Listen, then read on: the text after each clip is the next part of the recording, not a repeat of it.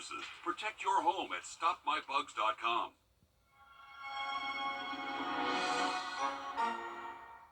Watching News 1226 at 11. Good evening, Augusta. Thank you for joining us. First things first, though, Emily, a bit of a rainy way to end our weekend, but it's looking like starting your outcome for the rest of our week. Yeah, definitely a little bit on the drearier side this weekend. Hopefully, maybe you caught up on some Christmas movies or some reading. Again, it's been a little bit wet for our Sunday, but good news is overnight tonight things are looking dry. Those showers are moving northward, so we are good to go to start off our work week. Expecting temperatures to drop off into the 40s later on in the overnight hours. So cold start to our Monday, but again, those showers have moved out. We are going to remain dry, right around 41 to start off our day. Those winds west at about 12 to 17 miles per hour, but again, not expecting any rainfall. So if you want to get outdoors, maybe play some pickleball. Not going to be a bad day to do that. Definitely going to need the jacket to start off the day, but once we get to the afternoon, it's going to feel a little bit more comfortable with highs in those upper 50s. Plenty of sunshine, so a drastic difference from what we've seen this weekend, and I'll take that for a Monday. Sunshine and upper 50s. I'm not mad about it, Craig. All right, thanks for the heads up, Emily. Now, a drive-through on one side of the road, a takeout place on the other. It can feel like there's almost too many options to choose and eat at near downtown Augusta. But for those looking for essential groceries, it's a bit more of a hike. News 12's Audrey Dickerver checked in with a few groups that are trying to close that gap. It's about offering sustainable groceries within walking distance for those that don't have a car. For the medical district, that's Augusta locally grown. And recently, downtown has gained a resource right on Broad Street. I realized Augusta is the perfect place because there's no grocery here. You either have to go over the river or go out to Evans, but a lot of people don't even have cars, so they're Ubering to groceries or just don't have access, period, with their schedules. So being in Augusta and being downtown gives us the ability to reach those people. It's another way to access groceries if you live downtown. I'd say we're middle of the road grocery on 90% of the items we have. There are some things that cost a little more. If I get them locally, sometimes it's more because it's small batch. But I want to make sure that we're supporting the local farmers and the local community. And then some of our body and cleaning supplies, most of it's actually cheaper. Offering local healthy items using refillable containers. Just down the road, Augusta locally grown offers classes and a farmer's market that is also online year-round. Our local farmers and our network will come and they're selling their produce, and then we double SNAP for those folks that have SNAP benefits.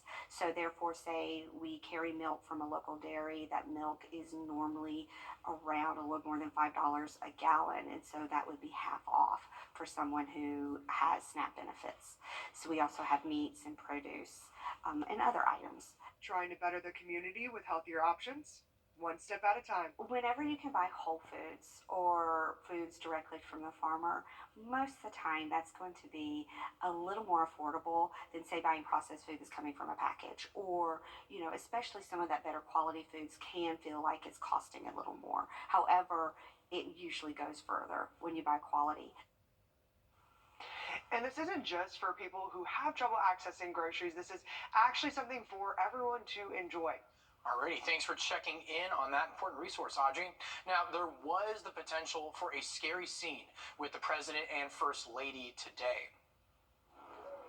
Now, there was the potential for a scary scene with the President and First Lady today. Mr. President, why are you losing to Trump in the polls?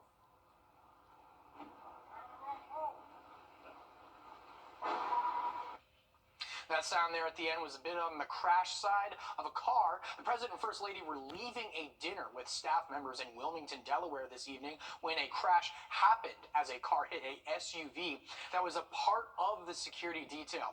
Officials have not said what caused the car crash yet. Security responded to the crash while the President and First Lady were escorted away from that area.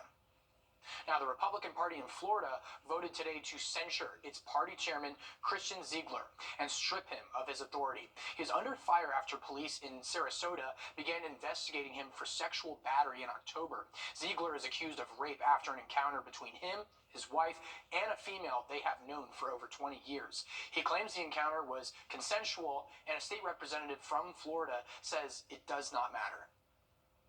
This isn't about the legalities. This is about the black eye that it's put on the party, what you ran on to get in this chairmanship, and how you can't focus on us as a party because you're focused on fighting a criminal investigation.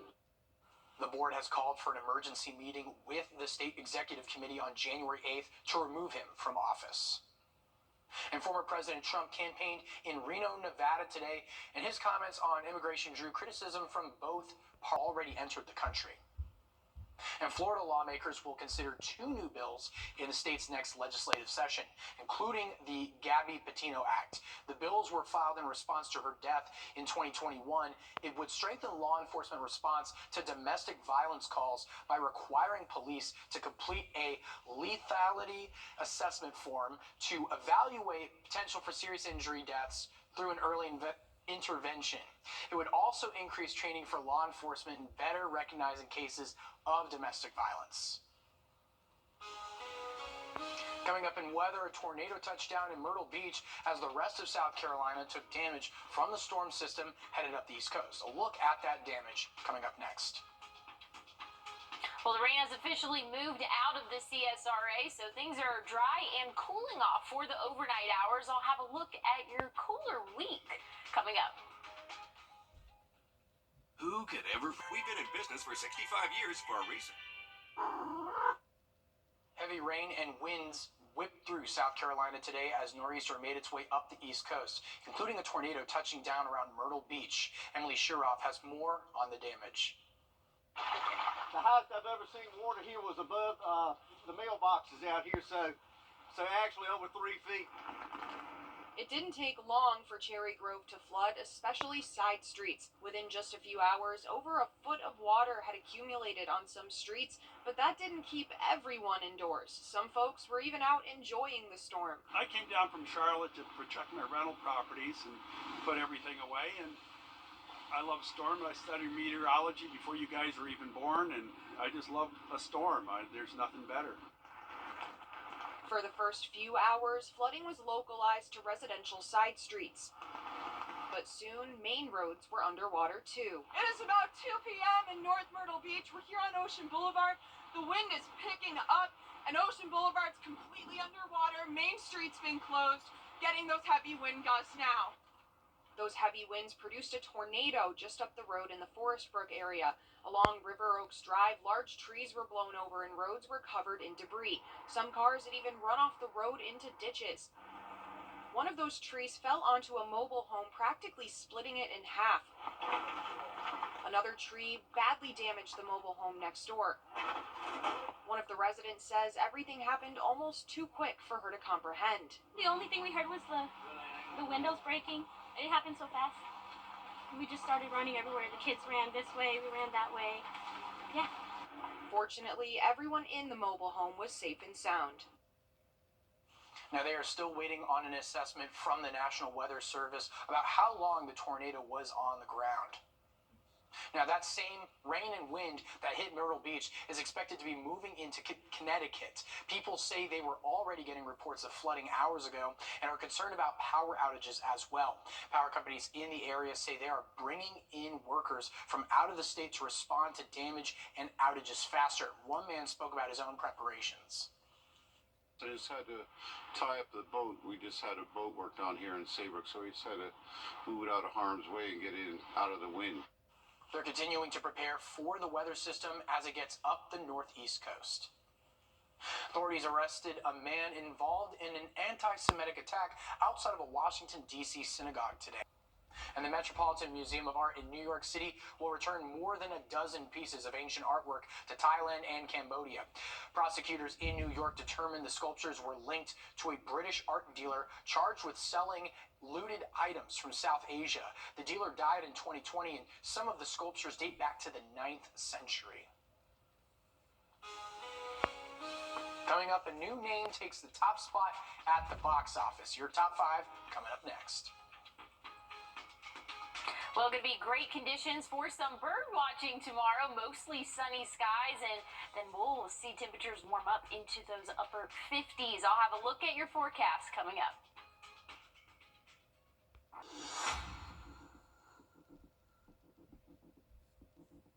A new movie topped the box office this weekend. Rick Damigella reveals it all in our top 5 countdown.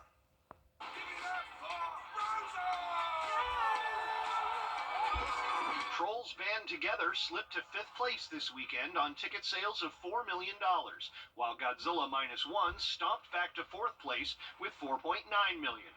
Just ahead of it, The Boy and the Heron landed in 3rd with $5.2 million. The Hunger Games, they're to punish the districts. Those tributes don't have a choice. The Hunger Games, The Ballad of Songbirds and Snakes, held on to 2nd place this weekend, adding $5.8 million to its domestic total, which now stands at $145 million. And chocolate maker. The best chocolate in the world. Ooh. Wonka wins weekend. The Willy Wonka origin story wrapped up its 1st place win with $39 million. That's just at the domestic box office.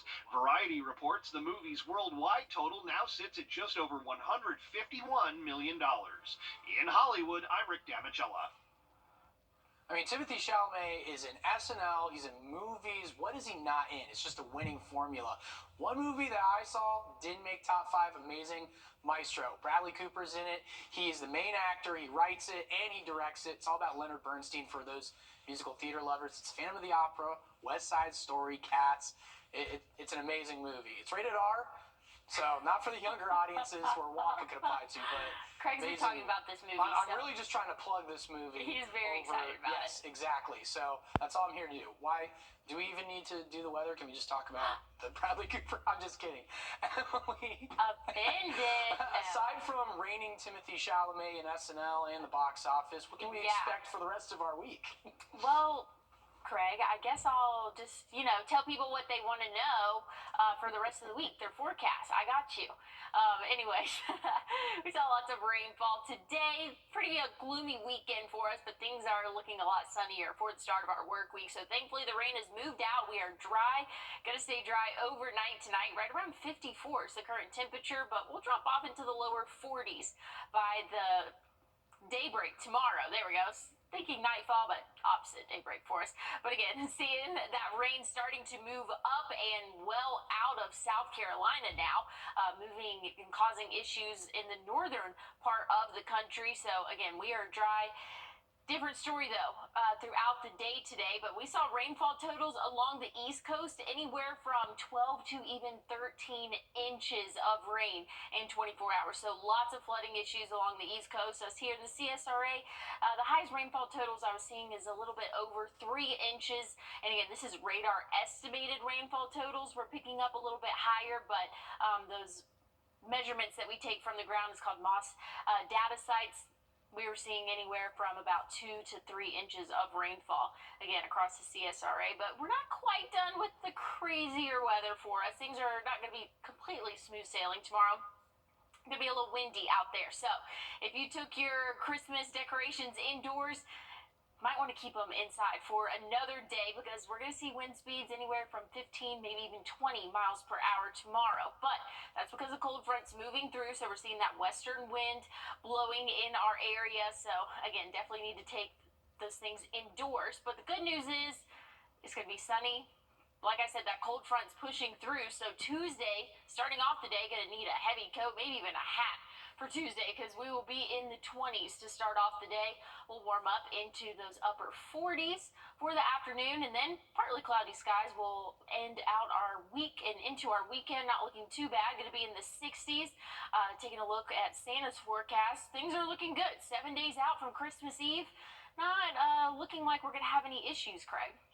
Santa's already on the 7-day. Amazing stuff. And thanks for the heads up, Emily. We have sports with Alyssa Lyons coming up next. But first, as we head to break, here's a live look at Kansas City and your winning lotto numbers.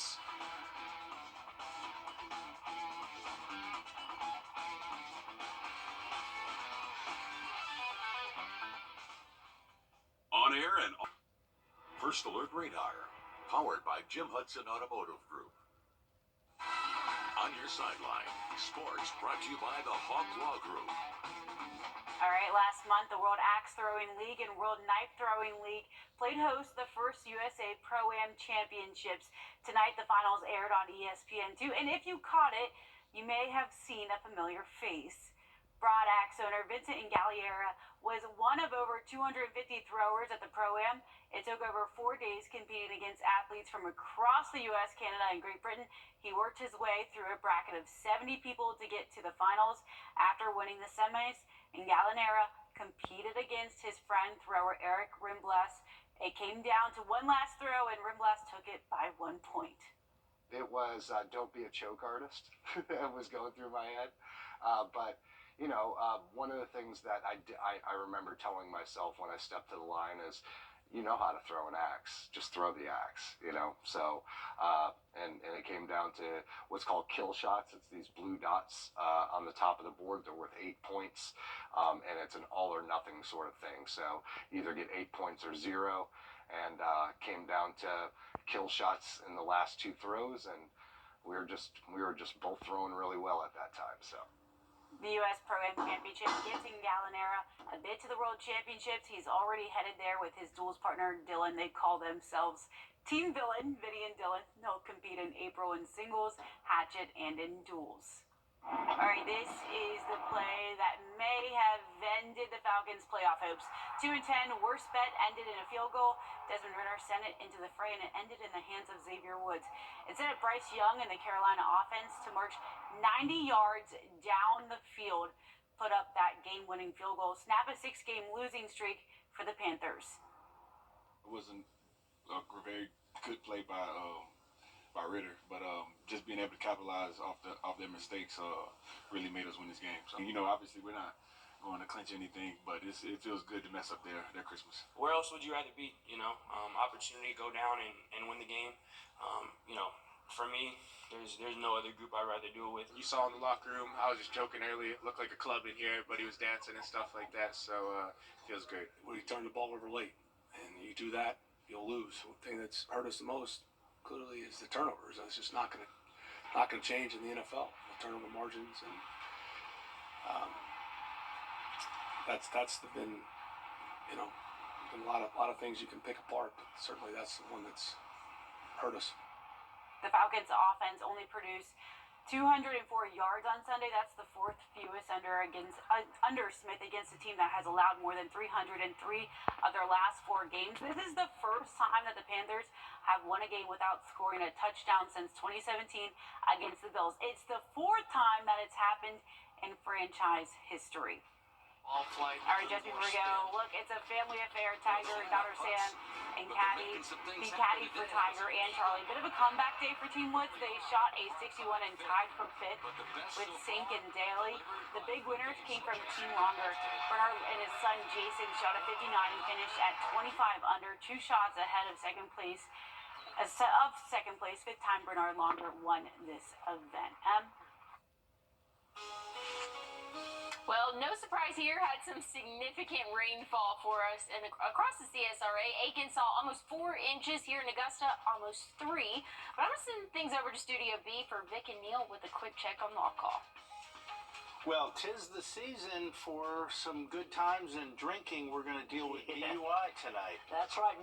We've got something very important to tell all you CDL drivers. The tide is turning in a very different way, and we're going to let you know how to prepare for it. The number to call, 844-706-1212. We'll be back in a few minutes. Metz Plumbing has been your personal clean with Reynolds Wrap. One more story before we go. Today is National Maple Syrup Day. The syrup's sweet and rich flavor is made by taking the sap of the maple tree, then boiled to remove water. It's officially maple syrup. Once the liquid is 2/3 sugar, you can use it for glazing meats, baking, and adding flavor to other sauces. I guess a little bit of a recipe lesson there for those who didn't know how to make maple syrup. Do you say syrup or syrup? Ooh. Now I'm gonna think I have to say both. Now that you've said both. I say syrup. I say syrup. Do you guys heat it up in the microwave before you put it on like waffles and pancakes too? Ooh, that sometimes. Sounds good, that's how you gotta do it. My favorite syrup hack is putting it on bacon. Oh, yes. Yeah.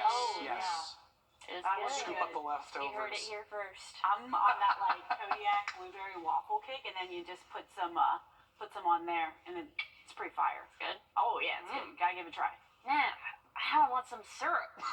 Anyways, I might have to eat some pancakes Breakfast or for dinner. something. Yeah. Late night snack There you actually go. now, but anyways, looking at the next 7 days, not too bad. Starting off sunny, ending the week a little bit cloudy. Temperatures stay pretty steady in the 50s. Cold day for us though on Tuesday. Not too bad though for the next 7 days. Thanks for staying up with us. I'm Craig Allison, but we have Law Call coming up right after this.